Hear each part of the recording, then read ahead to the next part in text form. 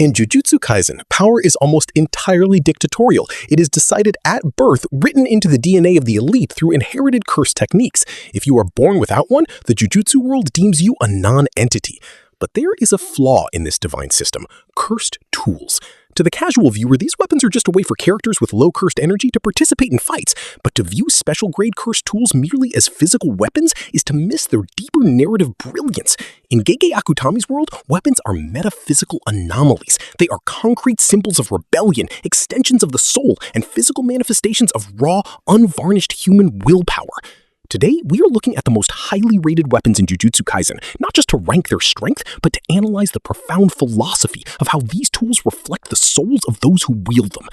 Let's begin with the most philosophically fascinating weapon in the entire series: Playful Cloud. Among all special grade curse tools, Playful Cloud stands alone as an anomaly. It is the only special grade tool that is not imbued with an innate curse technique. Instead, its power scales entirely off the raw physical strength of its wielder. Think about the profound irony of this design. In a world governed by complex, bloodline-restricted magic, the strongest, purely physical weapon is a monument to raw, unmagical humanity. It does not care about your lineage, your domain expansion, or your cursed energy pool. It only cares about the density of your muscles and the velocity of your swing. This is why Playful Cloud is historically wielded by the outcasts of the Jujutsu system: Suguru Geto, who rejected the morality of sorcerers; Maki Zenin, who was abandoned by her family; and Toji Fushiguro, the ultimate victim of the Zenin clan's prejudice. When Toji or Maki swing Playful Cloud, they are not using Jujutsu magic. They are using pure, unvarnished human kinetic energy to shatter the supernatural world. Playful Cloud is a weapon that democratizes power, proving that absolute physical discipline can overpower divine birthright. If Playful Cloud represents the strength of the ordinary, the inverted spear of heaven is an act of violent, philosophical heresy. Imbued with a highly specific, unique form of cursed energy, this dagger possesses the automatic ability to nullify any active curse technique it comes into contact with. This weapon belongs to Toji Fushiguro, a man born with zero cursed energy due to a heavenly restriction. In the eyes of the Gojo and Zenin clans, Gojo Satoru is a god walking the earth, protected by a boundary of absolute infinity. But Toji's dagger doesn't just bypass Gojo's infinity. It nullifies it. It tones Gojo's divine birthright off. The name itself is deeply symbolic: the inverted spear of heaven. In mythology, spears are used by gods to create or rule the world. An inverted spear is the ultimate symbol of the rebel. It is a tool designed to bring the gods down to the dirt. Toji's use of this weapon is the physical manifestation of his deep-seated spite toward the religious and societal hierarchy of Jujutsu. He didn't want to join their heaven.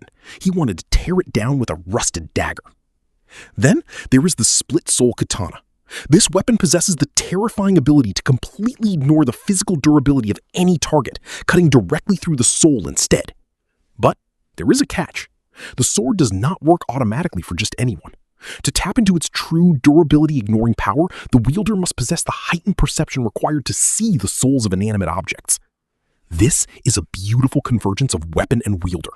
When Maki Zenin finally unlocks her full heavenly restriction, she doesn't just gain muscles, she gains an entirely new way of perceiving the universe. She can read the temperature of the air, the flow of the wind, and the soul of the steel. The Split Soul Katana is not a weapon of mindless violence. It is a weapon of profound meditative awareness. It requires its wielder to be completely in harmony with the physical world.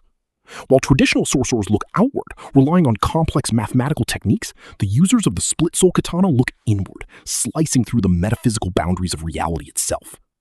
Finally, we must examine a weapon that is not forged of metal, but of pure moral philosophy: the Executioner's Sword. Generated only through the ultimate verdict of Hiromi Higuruma's domain, this blade of pure light delivers an absolute guaranteed death sentence to anyone it touches, but only if they have been sentenced to death by the court's judgment. Unlike Sukuna's violent slashing techniques or Gojo's raw, space-tearing power, the Executioner's Sword is a weapon of objective morality. It is incapable of killing arbitrarily. If the target is innocent under the law, the sword cannot harm them. This is the perfect mirror of Higuruma's tragic soul. He is a deeply moral lawyer who was broken by the corruption of a human system that allowed the guilty to go free and the innocent to suffer. His weapon is his soul's answer to that injustice, a tool of absolute, flawless, uncorrupted judgment. It is a weapon that carries no malice, only the cold, beautiful finality of justice. Ultimately, Jujutsu Kaisen shows us that a weapon is only as powerful as the philosophy behind it. Playful Cloud is the triumph of the physical over the magical. The inverted spear of heaven is the heretic's rebellion against divinity. The Split Soul Katana is the ultimate realization of environmental awareness. And the Executioner's sword is the tragic pursuit of perfect justice. Gege Akutami didn't just give his characters cool weapons to fight with, he gave them mirrors to show us who they really are inside. Because in the world of curses, it is never the steel that wins the battle, it is the soul wielding it. Which curse tool do you think holds the deepest meaning? Let us know in the comments, and subscribe to go beyond the episode.